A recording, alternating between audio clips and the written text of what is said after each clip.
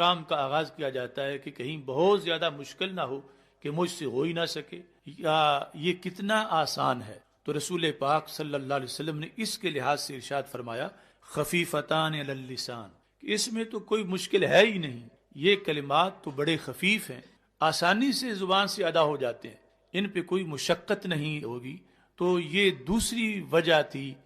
جو منہج ہے مبلغین کا، اس کے لحاظ سے کہ جب وہ لوگوں کے سامنے احکام شریعت کو بیان کریں تو اس کے لحاظ سے قرآن و سنت سے تلاش کر کے یہ حکمتیں لوگوں کے سامنے رکھیں تاکہ انہیں کوئی بوجھ محسوس نہ ہو، اور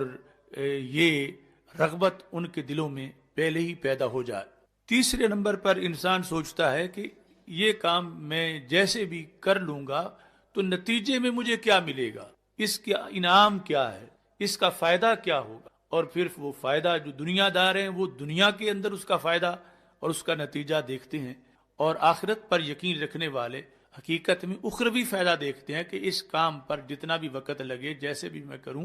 آخرت میں اس کا مجھے نتیجہ کیا ملے گا۔ تو رسول پاک صلی اللہ علیہ وسلم نے فرمایا ثقیلتان فی المیزان، کہ اس کا انجام یہ ہے کہ اگرچہ زبان سے ادا کرتے وقت تو یہ بڑے ہلکے سے ہیں، خفیف ہیں، ان میں کوئی ثقل نہیں، لیکن قیامت کے دن نامہ اعمال کے اندر وزن کے لحاظ سے یہ بڑے ثقیل ہیں، یعنی وہاں وزن ان کا بہت نکلے گا کہ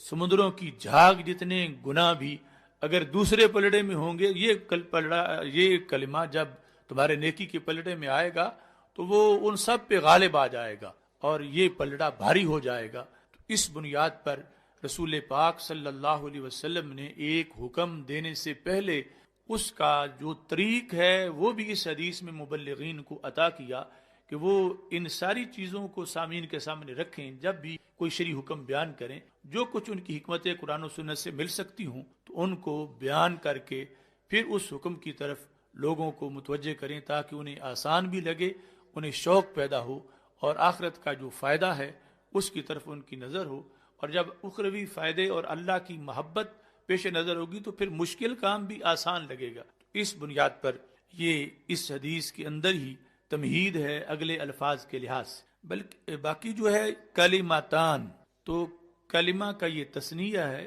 لیکن اس کلمہ سے مراد وہ کلمہ نہیں ہے جو آپ نے قافیہ میں کلمہ کی تعریف پڑھی، الکلمۃ لفظ وضع لمعنی مفرد، اس کے لحاظ سے تو اسم فعل حرف سارے کلمہ ہیں، حرف بھی کلمہ ہے، تو یہاں کلمہ جو ہے وہ کلام کے معنی میں ہے۔ تو کئی مقامات پر کلمہ وہ اس نحوی کلمہ کے معنی میں نہیں ہوتا بلکہ کلمہ کلام کے معنی میں ہے، چونکہ یہ نحوی اصطلاح تو بہت بعد میں آ کے بنی ہیں۔ تو رسول اکرم صلی اللہ علیہ وسلم جس اصطلاح میں گفتگو فرما رہے تھے صحابہ کے سامنے، تو وہاں کلمہ بمعنی کلام، یعنی کلامان حبیبان الی الرحمن، کہ دو کلام ہیں جو اللہ کو بڑے پیارے ہیں، اللہ کے پسندیدہ ہیں۔ تو آگے پھر چونکہ سبحان اللہ و بحمدہ بھی کلام ہے، سبحان اللہ العظیم بھی کلام ہے، تو یہ کلام رسول پاک صلی اللہ علیہ وسلم نے امت کو عطا کی۔ باقی یہ جو کلمات ہیں سبحان اللہ و بحمدہ، سبحان اللہ العظیم، قرآن مجید میں اور حدیث شریف میں ہر مقام پر تسبیح جو ہے وہ تحمید پر مقدم ہے، یہاں تک کہ سورتوں کی جب ترتیب دی گئی تو اس میں بھی آپ غور کریں تو سبحان الذی اسری بعبدی یہ تسبیح ہے، تو تحمید والی صورت اس کے بعد میں متصل ہے۔ تو یا آیات دیکھیں فسبح بحمد ربک واستغفرہ انہ کان توابا، تو تسبیح پہلے ہے اور تحمید بعد میں ہے۔ اصل میں جو تسبیح ہے اس کا تعلق تخلیہ سے ہے، اور تحمید کا تعلق جو ہے وہ تحلیہ سے ہے، یعنی جو تخلیہ ہے بلا تشبیہ و تمثیل، اگر کسی دیوار کو پینٹ کرنا مقصود ہو یا اسے خوبصورت بنانا مقصود ہو تو پہلے اس کو ہر اس چیز سے صاف کیا جاتا ہے جو رنگ و روغن کے منافی ہے، اس کو ستھرا کیا جاتا ہے، یا وہ لوہا ہو تو ریگ مال سے اس کو اچھی طرح تیار کیا جاتا ہے اور پھر اس پہ پینٹ کیا جاتا ہے، اسے رنگ لگایا جاتا ہے۔ تو بلا تشبیہ و تمثیل اللہ تعالیٰ کی چونکہ دو طرح کی صفات ہیں، کچھ صفات سلبیہ ہیں، کچھ صفات ثبوتیہ ہیں، اور دونوں طرح کی صفات ہی صفات ہیں، تو پہلے پھر صفات سلبیہ کا ذکر کیا جاتا ہے، ان کا تعلق تخلیہ سے ہے، اور بعد میں پھر صفات ثبوتیہ کا ذکر کیا جاتا ہے جن کا تعلق تحلیہ سے ہے۔ تخلیہ کا مطلب ہے خالی کرنا، مبرہ کرنا، اور تحلیہ کا معنی ہے زیور پہنانا، اسے حسین بنانا۔ تو ہم پڑھتے ہیں تو کلمہ اسلام کے اندر بھی لا پہلے ہے، نفی پہلے، اور اس بات بعد میں ہے، لا الہ الا اللہ محمد الرسول اللہ صلی اللہ علیہ وسلم۔ تو ایسے ہی یہاں بھی یہ جو عظیم وظیفہ رسول پاک صلی اللہ علیہ وسلم نے عطا کیا، سارے پڑھو، سبحان اللہ و بحمدہ، سبحان اللہ العظیم، سبحان اللہ و بحمدہ، سبحان اللہ العظیم، سبحان اللہ و بحمدہ، سبحان اللہ العظیم۔ تو یہاں جو ترجمۃ الباب ہے، یعنی وزن اعمال کے لحاظ سے وہ ثقیلتان کے لفظ سے ثابت ہو رہا ہے کہ اعمال کا ثقل ہوگا، خواہ وہ قول ہے، خواہ وہ عمل ہے، خواہ وہ کسی طرح کا نیک عمل ہے۔ چونکہ معتزلہ کا خیال تھا کہ یہ سب اعراض ہیں اور اعراض فنا ہو جاتی ہیں، اور جو فنا ہو اس کا وزن نہیں ہو سکتا۔ تو اہل سنت کا یہ عقیدہ ہے کہ اللہ تعالیٰ قادر ہے اور وہ قادر مطلق ہے، اس کے نزدیک عرض کو وجود دینا کوئی مشکل نہیں ہے۔ تو اعمال کو یا تو خود ذی وزن بنا دیا جائے گا یا کسی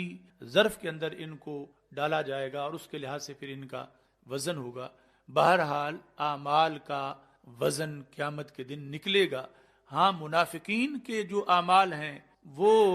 ہباء منصورا، کفار کے اعمال ان کا کوئی وزن نہیں نکلے گا، وہ چونکہ کھوکھلے ہوں گے، اور مسلمانوں کے جو اعمال ہیں ان کا اللہ کے دربار میں قیامت کے دن جب تولا جائے گا تو ایک ایک لفظ کا بڑا وزن نکلے گا اور اس کا مومن کو فائدہ ہوگا۔ سبحان اللہ و بحمدہ، سبحان اللہ العظیم۔ تو یہ بات یعنی صحابہ کرام علیہم رضوان کا جو پڑھنے کا طریقہ تھا، تو وہ پڑھنا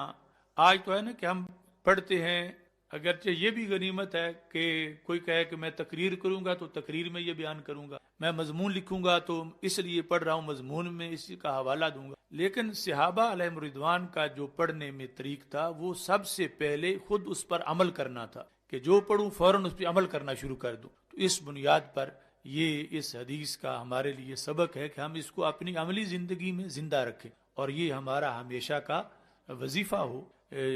جو بخاری شریف کے اندر امام بخاری نے ذکر کیا، اور پوری بخاری ہی اس کا خلاصہ اس میں ذکر کیا گیا ہے، چونکہ اتنا لمبا سفر جو 2 جلدوں پر بخاری کی احادیث مشتمل ہیں، آغاز جو ہے وہ نیت سے ہے اور اختتام وزن پر ہے، اور خلاصہ یہ ہے کہ نیت سے ہی وزن بنتا ہے۔ اگر نیت صحیح نہ ہو تو پھر اعمال ریا کی بنیاد پر تو کبھی تو ان کا ثواب گھٹتا ہے، کبھی مٹتا ہے، صرف گھٹتا ہی نہیں مکمل ہی ختم ہو جاتا ہے، اور کبھی ریا کی بنیاد پہ وہ اچھا عمل بھی بندے کے لیے وبال جان بن جاتا ہے۔ جس طرح کہ صحیح مسلم کی حدیث شریف ہے کہ قیامت کے دن رب ذوالجلال کے دربار میں بعض ایسے لوگ، ہر شہید کی بات نہیں، بعض ایسے لوگ کہ جنہیں دنیا میں شہید کہا جاتا ہے، جب اللہ کے دربار میں ان کو پیش کیا جائے گا تو خالق کائنات فرمائے گا میں نے تمہیں صحت مند بنایا تھا، بڑی جان جوانی، بتاؤ تم نے میرے لیے کیا کیا؟ تو وہ ایسا شخص ہے کہ جو میدان جہاد میں شریک ہوا تھا اور شہید ہو گیا تھا، لوگ اس کو شہید کہتے ہیں، تو وہ کہے گا یا اللہ میں نے بھی حق ادا کیا، تو نے مجھے جان دی، جسم دیا، صحت دیا، تو میں تیرے دین کے غلبے کے لیے نکلا اور لڑتے لڑتے میں شہید ہو گیا۔ تو اللہ تعالیٰ فرمائے گا کہ تو جھوٹ بولتا، میں اس وقت بھی تو اس لیے نہیں نکلا تھا کہ تو جہاد کرے اور میرا دین غالب آ جائے، تو اس لیے نکلا تھا کہ تجھے مجاہد اور بہادر کہا جائے، تو اپنی تعریف کروانے کے لیے نکلا تھا، اور وہ تیری تعریف دنیا میں کر دی گئی۔ آج میرے ہاں تیرا کوئی عمل نہیں اس زمن میں کہ میں تمہیں اس کا اجر و ثواب دوں، بلکہ تمہیں عذاب دوں، اور اس کے ساتھ ہی اللہ تعالیٰ فرشتوں کو کہے گا کہ اس کو الٹا کر کے جہنم میں پھینک دو۔ اب بظاہر وہ کتنا بڑا نیک عمل تھا، لیکن جہنم جانے کا باعث بنا کہ نیت خراب تھی۔ اس نیت کی خرابی کی بنیاد پر صرف ثواب کم نہیں ہوا، یا صرف یہ نہیں ہوا کہ چلو ثواب نہیں تو عذاب بھی نہیں، بلکہ اتنی بڑی خرابی نہیں کہ اس کی وجہ سے عذاب ہوا اور اس شخص کو جہنم میں پھینکا گیا۔ گویا کہ اللہ فرما رہا تھا کہ تو مجرم ہے کہ تو نے مجھے چھوڑ کے غیروں کا مقصود بنایا کہ وہ تیری واہ واہ کریں اور وہ تجھے بلے بلے کہیں، اور تو نے مجھے پیش نظر ہی نہیں رکھا۔ تو اس بنیاد پر یعنی بدنیتی کا کبھی یہ بھی وبال ہو سکتا۔ تو ایسے ہی اس حدیث شریف کے اندر ایک عالم کا ذکر ہے، اسے ہر عالم کی تو بات نہیں، اس سے پوچھا جائے گا کہ تجھے ذہانت دی، تجھے علم دیا، بتا تو نے کیا کیا؟ تو وہ کہے گا میں نے کچھ زمانہ پڑھا، کچھ زمانہ پڑھنے کے بعد ساری زندگی میں پڑھاتا رہا، رب تو نے مجھ پہ کرم کیا تو میں نے بھی حق ادا کیا۔ تو اللہ فرمائے گا تو جھوٹ بولتا ہے، میں اس وقت بھی تجھ سے واقف تھا، تیرے کو جانتا تھا جب تو پڑھ رہا تھا اور جب تو پڑھا رہا تھا۔ تیرا مقصد میرے دین کی تبلیغ نہیں تھی، نہ میرے دین کا احیاء تھا، نہ دین کا غلبہ تیرے پیش نظر تھا۔ تیرے اندر یہ بات تھی پڑھنے میں بھی اور پڑھانے میں بھی کہ تجھے بڑا عالم کہا جائے، تجھے لوگ اپنا قبلہ بنا لیں، تو وہ تو تجھے لوگوں نے بنا لیا، میرے پاس تیرے کے لیے کوئی اجر نہیں ہے، چونکہ تو نے تو مقصود کچھ اور بنا رکھا تھا۔ اس کو بھی اللہ تعالیٰ فرشتوں کو فرمائے گا کہ اس کو الٹا کر کے جہنم۔ اب اس نے واقعی بڑا پڑھایا تھا، اس میں وہ جھوٹا نہیں تھا، لیکن نیت خراب تھی، اور وہ بدنیتی اتنا بڑا وبال بن اس کے لیے کہ جہنم جانے کا باعث بن۔ اسی حدیث میں تیسرے شخص کا جو ذکر ہے، وہ جو دنیا میں بڑا سخی مشہور کہ اللہ کے رستے پہ یہ خرچ کرتا ہے، بہت کچھ دیتا ہے، ہر سخی کی بات نہیں انفاق فی، اس سے اللہ پوچھے گا کہ میں نے تجھے مال دیا تو بتا تو نے اس مال سے کیا کیا؟ تو وہ کہے گا یار اب تو دیا بہت تھا تو میں تیرے رستے پہ خرچ بہت کیا، جہاں بھی پتہ چلتا تھا کہ تیرے دین کو ضرورت ہے تو میں چلا جاتا تھا، میں مال وہاں پیش کرتا تھا۔ اللہ تعالیٰ فرمائے گا کہ لیکن کذبت، تو جھوٹ بولتا، میں اس وقت بھی واقف تھا جب تو دیتا تھا مال، تیرا مقصد یہ نہیں تھا کہ میری رضا حاصل ہو، تیرا مقصد تو سخی کہلوانا تھا، اور وہ لوگوں نے تجھے کہہ دیا آج میرے ہاں تو مجرم ہے کہ تو نے میری رضا کو چھوڑا اور غیروں کی چاہت کو تو نے سود بنایا۔ تو اللہ تعالیٰ فرمائے گا فرشتے اس کو بھی الٹا کر کے جہنم۔ اللہ تعالیٰ بدنیتی سے ہم سب کو محفوظ رکھے، اور ہر عمل کے آغاز میں، بلکہ عام لوگوں سے زیادہ خطرہ علماء کو ہے، عام لوگ جو ہیں ان کو بدنیتی کا تھوڑا خطرہ ہے ہمارے مقابلے۔ مثلا ایک بندہ ہل چلا رہا ہے کسب حلال کے، یا دکان پہ بیٹھا ہے کسب حلال کے، اسے اس وقت یہ تقاضا ذہن میں نہیں کہ کاش دنیا مطلع ہو جائے میرے ہل چلانے پر اور کہے کہ یہ بڑا چال چلاتا، یا دنیا مطلع ہو جائے میرے تاجر ہونے پر۔ اس کو یہ ہو سکتا ہے نماز پڑھنے لگے تو اسے ہو کہ دنیا مجھے نماز پڑھتا دیکھ، اس کا تو کبھی وقت آئے گا، لیکن عالم دین پڑھ رہا ہو، پڑھا رہا ہو، ہر وقت یہاں بدنیتی شامل ہو سکتی ہے۔ اس واسطے عالم دین کے لیے خطرہ بہت زیادہ ہے۔ عام لوگ وہ دینی کام، اس کا وقت ان کا تھوڑا ہوتا ہے، اور عالم دین کا ہر وقت ہی دین کے کام کا ہے، اور ہر وقت پھر بدنیتی کا حملہ ہو سکتا ہے۔ اس واسطے ہر وقت ہمیں اپنی نیت کا محاسبہ کرنا چاہیے، اور نیت میں کوئی فطور ہو تو اسے فوراً دور کرنا چاہیے، اور روزانہ نیت کی سوئی صحیح کرنی چاہیے کہ کہیں ایسا نہ ہو معاذ اللہ کہ اتنی مشکل سے زندگی بھی گزرے پڑھنے پڑھانے میں، جگر پگھلانے میں، اور بدنیتی کی وجہ سے معاذ اللہ قیامت کے دن کوئی خسارہ ہو جائے۔ اس واسطے امام بخاری رحمۃ اللہ علیہ نے نیت سے شروع کر کے انما الاعمال بالنیات سے لے کر پھر ثقیلتان تک، اس تک یہ سارا سبق 2 جلدوں میں پڑھایا کہ جس سے نیت کا اخلاص ہو، اور اس کی وجہ سے قیامت کے دن اعمال صالحہ کا اچھا وزن نکلے اللہ کے فضل سے اور رسول پاک صلی اللہ علیہ وسلم کی نگاہ عنایت سے۔ یہ